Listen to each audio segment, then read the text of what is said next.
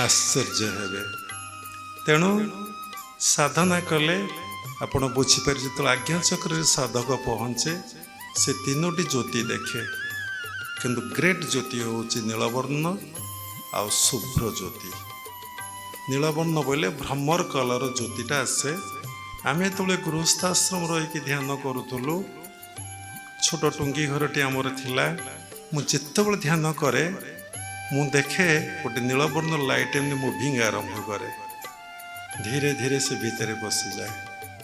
अनेक थर आम दर्शन करूँ छाड़ू आ कहबू नहीं से कथा कारण जे पुण्य आपण कर परे न कह जत गुप्त तत सप्त जी जिते गुप्त से सते सप्त गुप्ता च मुक्ता प्रघटा च नष्टा।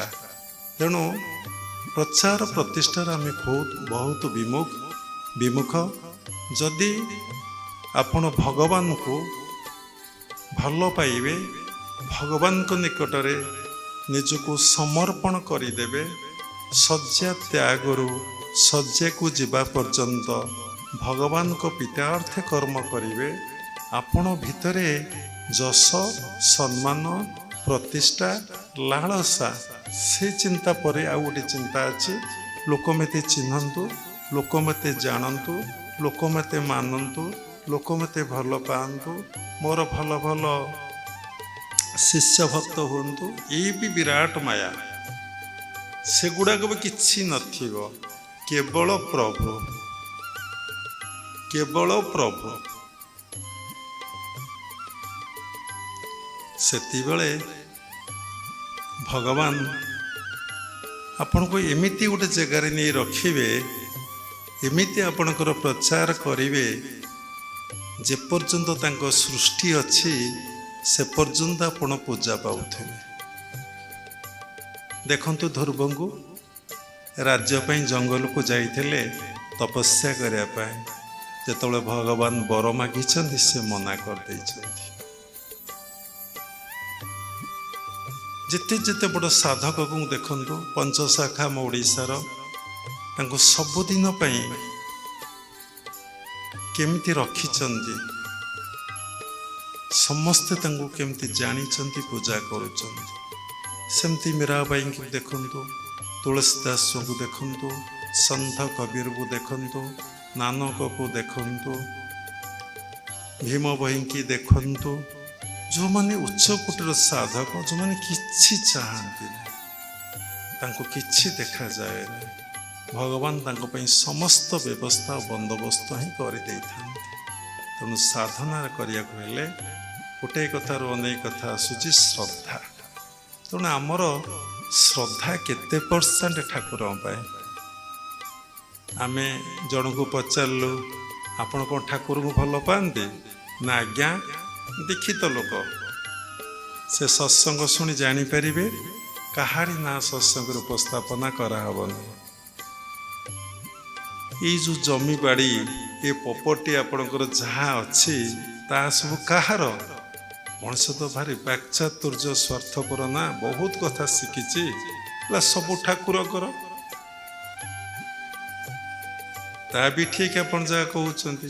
अच्छा ठाकुर केते संपत्ति आपन ठाकुर ना लिखिदे विल कर नाई आज्ञा सब तो ठाकुर ठीक अच्छे सब तो ठाकुर पुणी जगन्नाथ प्रॉपर्टी है कि हुंडी कहीं सीटी बसला रत्न भंडार कहीं रखागला सबु मंदिर रे हुंडी कहीं ठाकुर संपत्ति कहीं रही सब तो ठाकुर आपण ये जन्म ठाकुर को केते देबे ठाकुर संपत्ति ठाकुर को केते देबे कहतु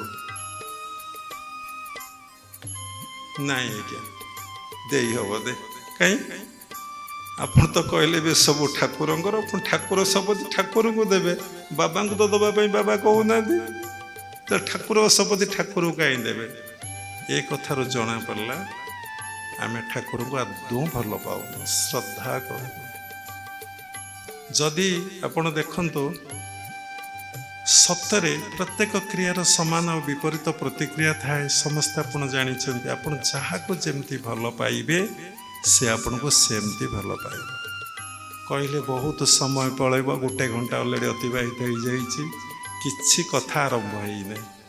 ଯାହା ମନ ଭିତରକୁ ଆସୁଛି ତା କଥା 1% ଆରମ୍ଭ ହେଇନାହିଁ। ଜଣେ ରାଜା ଥିଲେ ଆଉ ଜଣେ ବଣିଆ ଥିଲେ।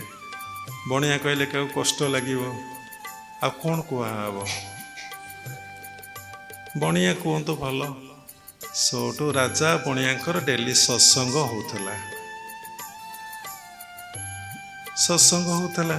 ସବୁଦିନେ ରାଜାଙ୍କ ପାଖକୁ ବଣିଆ ଯାଆନ୍ତି, ବସିକି ସତ୍ସଙ୍ଗ ହୁଏ। ଥରେ ବଣିଆ ଭାବିଲେ ଏ ରାଜାଟା ମରିଯାଆନ୍ତେ କି। ଯାହା ରାଜାଙ୍କର ଧନରତ୍ନ ଅଛି ସବୁ ତାଙ୍କ ପାଖକୁ ଆସିଯିବ। ସଂକ୍ଷେପରେ କହିଦେଉଛି, ବହୁତ ସମୟ ଲାଗିବ। ଏବଂ ରାଜା ସେବେଠାରୁ ଚିନ୍ତା କଲେ ଏ ବଣିଆ ମରିଯାଆନ୍ତା କି, ଆ ପାଖରେ ଯେତେ ଧନରତ୍ନ ଅଛି ସବୁ ମୋ ପାଖକୁ ପଳାଇ ଆସନ୍ତା। ଯେତେବେଳେ ପରସ୍ପରକୁ ଦେଖିଲେ, ଆଉ ଯେମିତି ପୂର୍ବରୁ ଏଇ କଥା ଚିନ୍ତା ପୂର୍ବରୁ ସେ ଯେମିତି ଦେଖିକି ଭାବର ଆଦାନ ପ୍ରଦାନ ହେଉଥିଲା, ସେଇଭଳି ଆଉ ଆଦାନ ପ୍ରଦାନ ହେଲାନି। କାରଣ ଆଙ୍କ ମନ ଭାରି ହେଇଯାଇଛି, ତାଙ୍କ ମନ ଭାରି ହେଇଯାଇଛି, ଆଙ୍କ ଭିତରେ ଜୀବବୋଧ ଅବସ୍ଥା ଆସିଯାଇଛି, ତାଙ୍କ ଭିତରେ ଜୀବବୋଧ ଅବସ୍ଥା ଅତି ପ୍ରବଳ ଭାବରେ ଆସିଯାଇଛି। ତେଣୁ ବଣିଆ ଭାବୁଛି ରାଜା ମଲେ ମୋତେ ପ୍ରାପ୍ତି ହେବ, ଯେଉଁ ଚନ୍ଦନ କାଠ, ଜଙ୍ଗଲ ଫଙ୍ଗଲ ଶୁଆ କାଠ ଅଛି ରାଜବାଟୀରେ ମୁଁ ସବୁ ନେଇଯିବି। ସେ ବି ଭାବୁଛନ୍ତି ମଲେ ଯେତିକି ସୁନାରାପା ଅଛି ମୁଁ ନେଇଯିବି। ଏମିତି ପରସ୍ପର ଦେଖିଲେ ଠିକ ଭାବରେ ଭାବର ଆଉ ଆଦାନ ପ୍ରଦାନ ହେଲାନି। ତେଣୁ ଦିନେ ରାଜା ପଚାରିଲେ ବଣିଆଙ୍କୁ, କାହିଁକି ଏମିତି ହଉନି? ନା ମୁଁ ଏଇ କଥା ଚିନ୍ତା କରୁଛି ଆପଣଙ୍କର ମୃତ୍ୟୁ କଥା। ତୁମେ କ'ଣ ମୈତ୍ର ଚିନ୍ତା କରୁଛ ସାଙ୍ଗ? ନା ମୁଁ ବି ତମ ମୃତ୍ୟୁ କଥା ଭାବୁଛି। ମୁଁ ତମ ସୁନା ପାଇଁ ଆଉ ଏଇ ଚନ୍ଦନ କାଠ ପାଇଁ ମୁଁ ବି ଚିନ୍ତା କରୁଛି। ଆରେ ଏଇ କଥା ତ କହିଥିଲେ ମୁଁ ଚନ୍ଦନ କାଠ ଦେଇଥିଲେ ତୁମେ ଖଟ କରି ଶୋଇଥାନ୍ତ। ତୁମେ ତ କହିଥିଲେ ମୁଁ ସୁନା ଦେଇଥାନ୍ତି। ଯେହେତୁ ମିତ୍ରତା ଥିଲା, ତେଣୁ ପ୍ରତ୍ୟେକ କ୍ରିୟାର ସମାନ ବିପରୀତ ପ୍ରତିକ୍ରିୟା ଥାଏ। ଯଦି ଆମେ ଭଗବାନଙ୍କୁ ଭଲ ପାଇବା, ତାହେଲେ ଭଗବାନ ଆମକୁ ଆମକୁ ତ ଭଗବାନ ଭଲ ପାଉଛନ୍ତି, ତାହେଲେ ଆମ ସୃଷ୍ଟିରେ ରହିଛେ କେମିତି ଅନେକ ଗୁଣରେ ଭଲ ପାଇବେ, ଆମକୁ ନେଇକି କୋଳରେ ବସାଇବେ। କିନ୍ତୁ ଆମର ସେ ଯେହେତୁ ଶ୍ରଦ୍ଧା ନାହିଁ, ଆମେ ମାଡ଼ ଖାଇ ମୁର୍ଦାର ହେଇ ମୁହଁରେ ନିଆଁ ଦେଇ ଆଉ ସେ କଞ୍ଚା ବାଉଁଶରେ ବାଡ଼େଇ କଟି ଆଉ ମୁଣ୍ଡକୁ ଶ୍ମଶାନରେ ଛାଡ଼ି ଦେଇ ଆସିବେ। ଆଉ ବୁଢ଼ା ବୁଢ଼ୀକି ଅନେଇବେ ନାହିଁ। ଯାହା କାଳେ ବୁଢ଼ା ବୁଢ଼ୀ ରହିଲେ ପିଲା ଛୁଆ ଡରିବେ, ଚମକିବେ, ଜ୍ୱର ହେବ, ଦୃଷ୍ଟି ପଡ଼ିବ, ତା ପାଇଁ ବ୍ରାହ୍ମଣ ଡକେଇ ଗୀତା ଯଜ୍ଞ କରାଇ ସାଧୁ ସନ୍ଥ ସଂକୀର୍ତ୍ତନ ମଣ୍ଡଳୀ ଡକେଇ କୀର୍ତ୍ତନ କରିକି ବିଦା କରିଦେବେ। ସକାଳୁ ସନ୍ଧ୍ୟା ଯାଏଁ ଲାଗିକି ବିଦା କରିଦେବେ। ତେଣୁ ଆମର କର୍ମଟା ଏମିତି। ଯଦି ଆମେ ଭଗବାନଙ୍କ ପ୍ରୀତ୍ୟାର୍ଥେ କର୍ମ କରିଥିବା, ଭଗବାନଙ୍କୁ ଭଜନ କରିଥିବା, ଭଗବାନଙ୍କୁ ଫୁଲରେ ସଜେଇଥିବା, ଭଗବାନଙ୍କୁ ପ୍ରସାଦ ନୈବେଦ୍ୟ କରିଥିବା, ତାହେଲେ ଭଗବାନ ଆମକୁ ଏ ଦୁଃଖ, ଏ ଯନ୍ତ୍ରଣା, ଏ କଷ୍ଟ ଦେବେ ନାହିଁ। ତା ପାଇଁ ଅତି ସୁନ୍ଦର ଭାବରେ ସେ ବ୍ୟବସ୍ଥା କରିଦେଲେ। କେମିତି କରିବେ ସେ କଥା ଆପଣ ସତ୍ସଙ୍ଗର ଆଶ୍ରୟ ନିଅନ୍ତୁ, ବୁଝିପାରିବେ, ଜାଣିପାରିବେ। ଆଉ ଗୋଟେ ହେଉଛି ଶ୍ରଦ୍ଧା ପରେ ଗୁରୁଙ୍କ କଥାରେ ଶ୍ରଦ୍ଧା, ଗୁରୁଙ୍କୁ ଶ୍ରଦ୍ଧା କରିବ।